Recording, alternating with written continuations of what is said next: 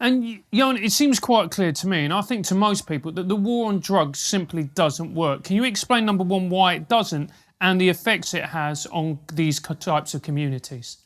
Yeah, sure. So if you look at drugs, okay, let's take cocaine is one of the ones which is interesting to look at. And so people make a kilo of cocaine. First, it starts off with a bunch of leaves from coca leaves in Colombia, Peru, Bolivia. Colombia's the biggest producer. About $80 someone will get for like harvesting a bunch of leaves. Some peasant farmer down in campesino down in Colombia.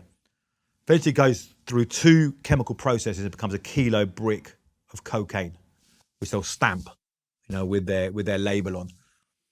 And that sells, depending on where in Colombia you buy it. If you buy it in the countryside, it's cheaper, and it could be about $2,000 buying it for export. Bounces up to the US, even the southern US, wholesale, you're talking about $40,000. On the streets, $100,000 plus you cut it up with a bunch of crap, and then you make it double, $200,000, $300,000. So the profits for that are just insane. I mean, we're all in the shit business of journalism. I was about to say we're in the wrong business, my friend. Yeah, and we're in that. Imagine any kind of business where you could, anyone who wants to go into business and think, if I flip, most businesses you might see have 20% markups. Imagine that you're saying, and this is what drug dealers, it's the way they talk. Okay, I'm going to put in, 100 grand, and I'm expecting to make $500,000 out of that, at least. It's like, you're making so much money, or more. I mean, think of the markups on that level. So you get such an incentive for anyone to do this. So what happens is it doesn't take a rocket scientist to do this. It's buying products, selling products, moving products. So the most violent people are often going to succeed in this, or people using calculated violence, calculated corruption. So you end up in Mexico with psychopathic cartels in the way the stuff they do. I mean, the stuff, so you cover there, I've covered there is insane. I mean, like I've covered a mass grave with the remains of 298 people. And that was right next to a housing estate.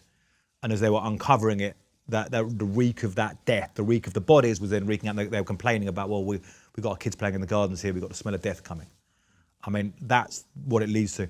But anyway, why it doesn't work is I think that amount of incentive, and you're going to arrest people, but it doesn't, always someone else will take their place.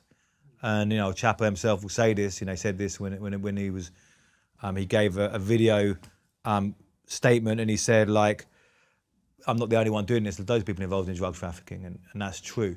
So anyone's going to take their place, all people keep on taking their place, can keep on doing it. And unless, and the governments in the West are not prepared for a really authoritarian crackdown that could stop it. If it was a really authoritarian crackdown, like saying, anybody we see with drugs we're going to execute right away and cut your head off, then that might stop it. But just saying we're going to lock people up in prison, you're always going to find more people who are willing to traffic drugs.